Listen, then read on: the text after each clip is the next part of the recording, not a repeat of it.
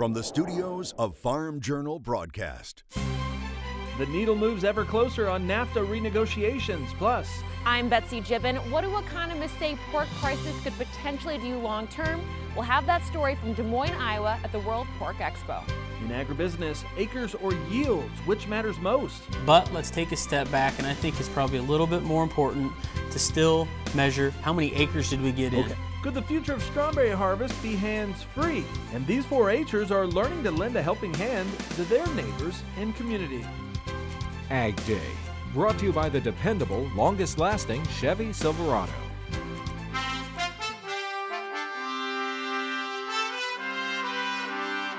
Good morning, I'm Clint Griffiths with negotiations set to begin at the end of summer on the North American Free Trade Agreement. Ag groups have submitted formal comments on the role the trade pact has on their industries. Monday was the deadline to submit comments to the U.S. Trade Representative's office on the modernization of the 23-year-old trade pact. A consortium of poultry groups say NAFTA is the mechanism that helps the U.S. sustain global leadership in poultry exports. The poultry lobby says the U.S. exports 3.7 million metric tons of chicken products annually to more than 100 countries, and Mexico and Canada are two of the biggest importers.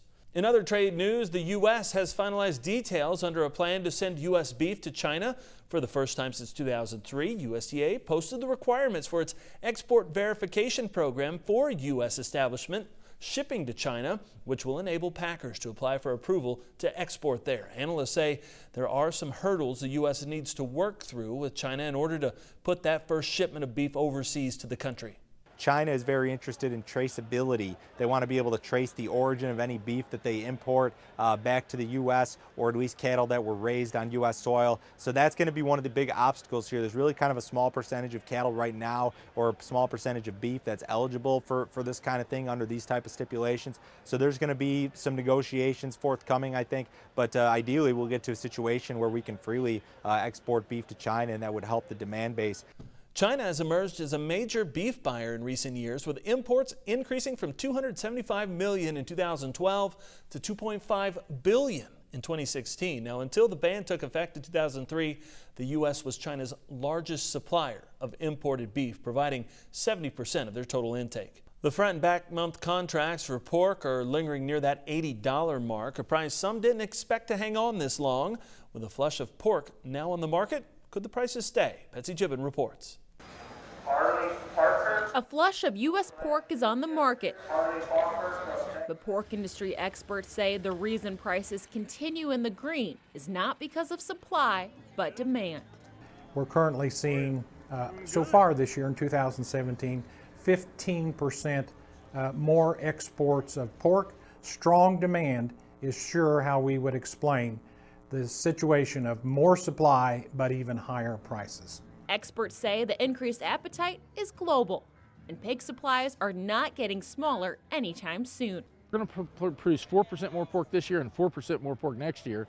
We're going to be pushing that per capita offerings up there around 52 or even over 52 pounds per person, which is about as high as we've ever seen. When it comes to prices, Meyer believes prices could eventually decrease a bit come fall, mostly due to seasonal buying. We've got hogs up in the upper 70s on a monthly average basis this summer. That would be a few $80 hogs. Meyer says producers should consider taking advantage of futures prices right now. If you're risk averse or if your balance sheet says that you can't stand much risk, you're getting some very good pricing opportunities from the futures right now. 2018, those prices look pretty good to us as well. Hurt is also expecting continued strong prices. We think around $73 on a lean basis for third quarter this year. That compares with around $64 last year. He anticipates higher prices on into the fourth quarter. So what we're anticipating this year, when we're talking about $8 to $10 higher prices than year ago in the third and fourth quarter, this year versus last year, we think a portion of that is attributable to these new packing plants that are going to be online. Even though there are a handful of processing spaces coming online this fall, some analysts feel as if it still won't be enough, and it will pressure prices. If we were to fill all these plants up in 2019, we would have about 10% more hogs than we had last year, plus any gains in weight. And that would be a very rapid output expansion that, say, oh, well, we'll export it. Well, the export market isn't limitless. A balancing act between increasing production and expanding trade for the benefit of the industry. Reporting at World Pork Expo in Des Moines, Iowa, I'm Betsy Gibbon. Mexico and Japan are big export markets for U.S. pork. Meyer says others are gaining steam, including Australia, Honduras, the Philippines, Dominican Republic, and Colombia. On the mega merger front, Bloomberg reporting BASF and Syngenta both submitting preliminary bids for Bayer assets, the company intending to offload several properties as it seeks to join forces with Monsanto. That $66 billion takeover still needs regulatory approval. Bayer, they say they're planning to unload canola, cottonseed, and Liberty Link assets.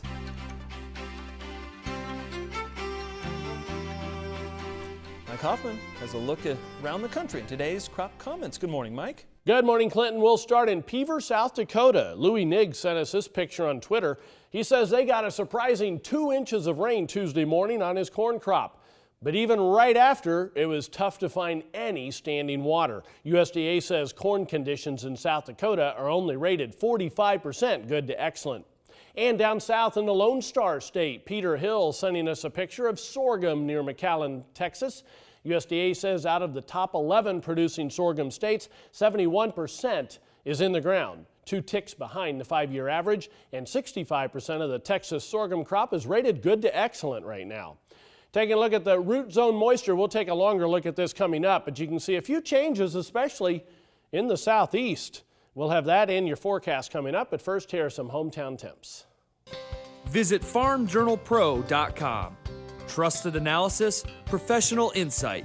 farmjournalpro.com.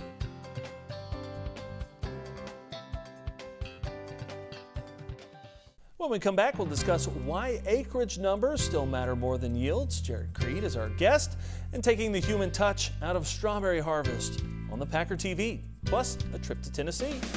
I'm Charles Denny. Some Tennessee 4-H'ers spend their day cleaning up their community and building items for future generations to enjoy. That story from Scott County, Tennessee, coming up on AgDay. AgDay is powered by Ram Trucks, America's longest-lasting pickups.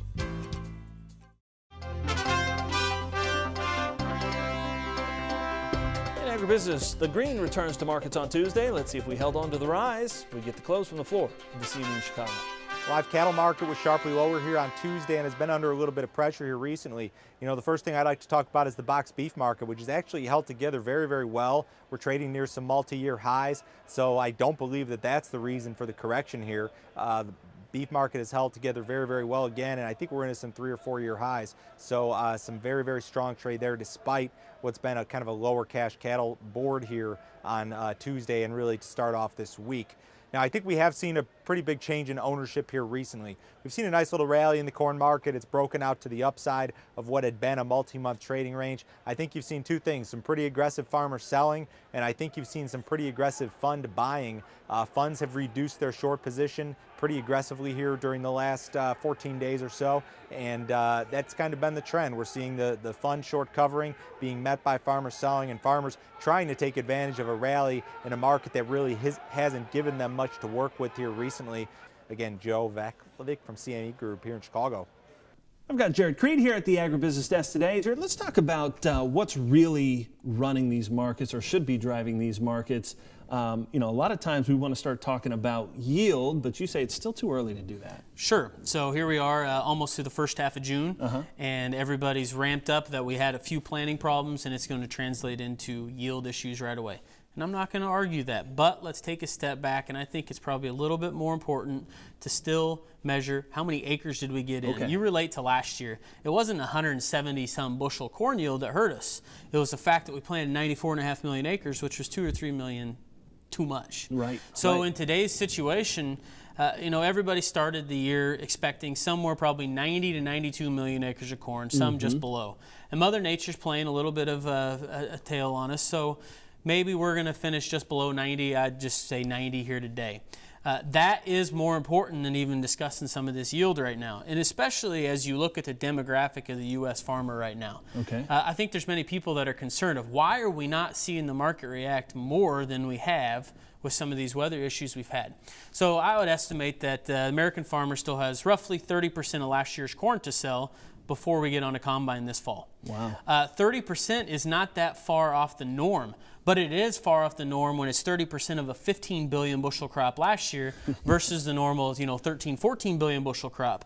Albeit with 90 million acres, we'll still grow roughly a billion bushel less corn. Yeah. But all of that combined has to be, we're walking on eggshells in a situation. At any time this market wants to pop, whether it's on weather or something else, we got a willing seller and the farmer, the biggest player in the market, right there to keep the lid on things for now. Okay. So as real quick, as you go through the rest of this week, what are you thinking? Because we're in the throes of this kind of typical weather pattern, weather market. Sure.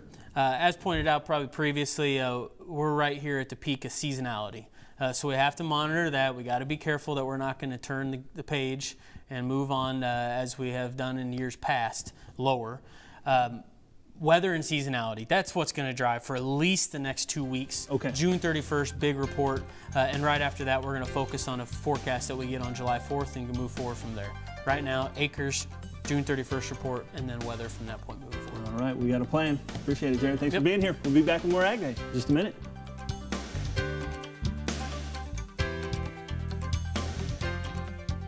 Get the roots your crops need by getting Radiate first.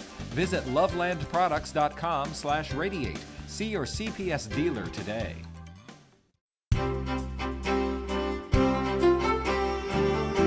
Welcome back to Ag Day. Meteorologist Mike Hoffman talking about this root zone moisture map. And boy, you can see where it's dry. And there's some spots starting to get dry in Illinois and Iowa. Yeah, those are concerns as well. South Dakota, like we showed earlier in the show, has already had some rain since this map was created from NASA. But you can also see the Southeast really changed a lot. As we said last week, Florida would get a lot of rain, and boy, did they. It's now showing up as wet in the root zone, or the upper levels of the moisture. We'll have to see how the drought monitor shows later in the week. You can see out west, then, we haven't seen a lot of changes. It continues to be wet for this time of the year for most of the west, except for southern portions of Arizona. Let's go to the weather maps. We do have a slow-moving storm system moving along the Canadian border.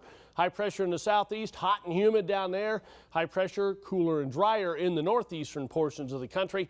Along this warm front, though, there will be areas of showers and thunderstorms today from the mid-Atlantic all the way back through the western portions of the Great Lakes and into the northern Mississippi Valley. Head of the cold front, some more showers and thunderstorms are expected to develop as we head through the afternoon, and they'll continue a little bit during the nighttime hours, but I think a lot of that will form during the day tomorrow. In fact, let's put the maps right on into motion. You can see from Louisiana all the way through the southeast and into the eastern Ohio Valley. Showers and thunderstorms are expected. Behind it, this is Pacific air. It's not real cool air. Probably should have a cold front right there. That's a little chillier air behind that front, but it's not expected to come very far south. Next storm system coming into the Pacific Northwest, causing a few areas of rain also. There's a precipitation estimate over the past 24 hours. You can see the areas that have gotten some decent rain, adding in the next 36.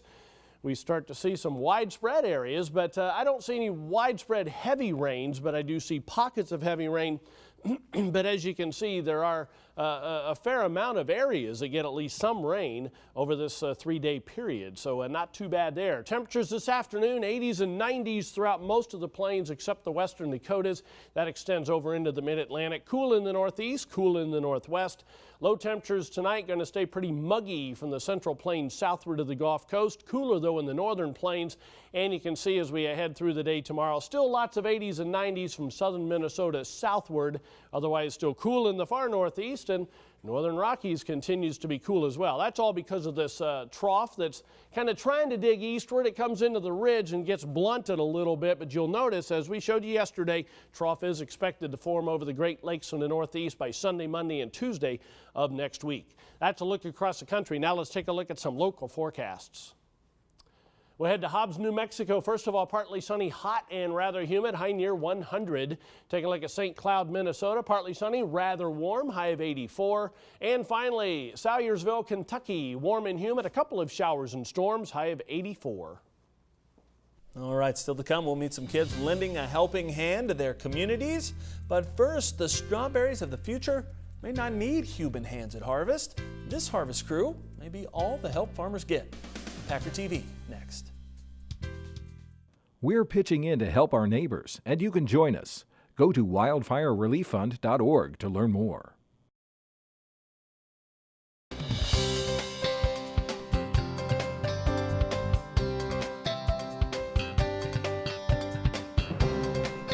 In news from the Packer, a robotics company one step closer to removing the human factor from strawberry harvest. Harvest Crew Robotics started running field tests last week on its autonomous berry harvester. Now, according to the company, the vehicle uses 16 picking robots and spans 6 plant beds, picking the middle 4. The proprietary vision system selects ripe berries. Robotic arms pick the fruit and place it on conveyor belts. The berries then undergo automatic inspection for grading. Harvest Crew says the same machine will be punching holes for planting this fall.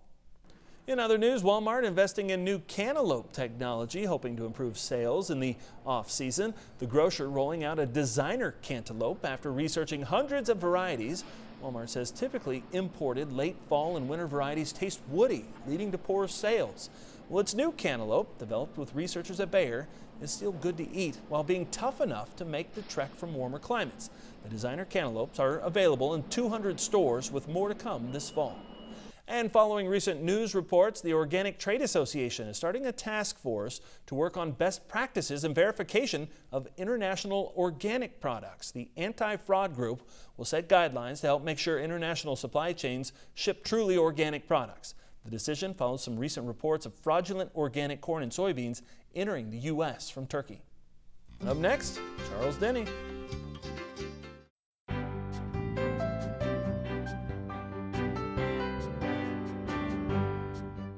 In the Country, sponsored by Kubota. See the hardest working tractors in ag at Kubota.com or visit your local Kubota dealer today. Young people in one Tennessee community did some building and some cleanup recently, part of a busy National Day of Service for 4-H. 4-H leaders hope this lesson in civic responsibility will encourage a lifetime of helping out. Charles Denny from the UT Institute of Agriculture introduces us to caring kids who are also handy with power tools. Call it a literal benchmark of service. Here, braced 2x4s with some carefully placed nuts and bolts become resting spots. These young builders are Scott County 4-H'ers, putting together benches, more than 100 wooden seats that will go in nursing homes, parks, and on school grounds.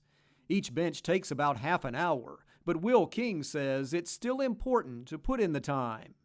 Because it's giving back to the community and it's really helping students, like if they don't want to sit down, like walk or anything, they can sit down and like talk to their friends and all that. Now that you have the legs pretty much laid out the way that you want them, you're going to take some screws. You're going to put 2 on either side. 4-H agent Cassie Young leads the construction effort, demonstrating what to do, but then turning it over to the kids.